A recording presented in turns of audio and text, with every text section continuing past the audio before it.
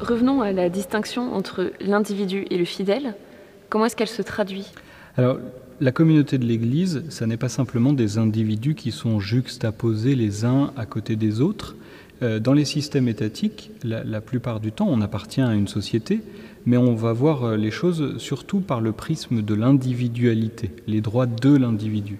Et quand l'Église distingue entre l'individu et le fidèle, elle revient à une distinction fondamentale qui provient du baptême. Le canon 96 rappelle que c'est par le baptême qu'on obtient cette personnalité juridique dans l'Église. La personnalité juridique, c'est quoi? C'est une personne capable de droits et de devoirs dans une communauté donnée. Et donc c'est par le baptême qu'on entre dans cette communauté, c'est par le baptême qu'on acquiert cette capacité juridique. Et les fidèles, puisqu'on en parle beaucoup, se sentent-ils concernés par ces notions de droit? Il faut être très honnête, il y a beaucoup de fidèles qui ignorent même jusqu'à l'existence du droit canonique.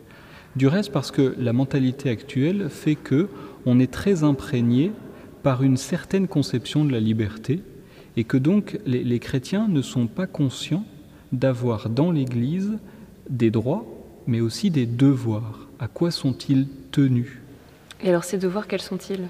Alors, on peut revenir à des devoirs plus fondamentaux. Vous vous souvenez quand, dans une des capsules précédentes, on a parlé des signes objectifs de la communion de l'Église, il y avait notamment un des premiers critères, un des premiers liens, qui est le lien de la foi. Et le canon 748 dit que les fidèles sont tenus, tenetur en latin, c'est vraiment une hiérarchie du droit très fort, sont tenus de rechercher la vérité de Dieu, parce qu'il y a une vérité, parce qu'il y a un Dieu. Et le canon 748 continue en disant « Et une fois qu'ils l'ont trouvée, ils sont tenus d'y adhérer et de la garder, cette vérité. Et ils en ont même le droit », précise le canon 748.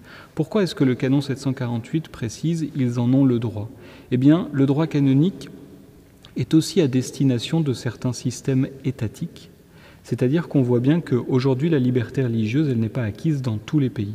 Et l'Église proclame le droit du fidèle de pouvoir garder la foi et de pouvoir la vivre jusqu'au bout.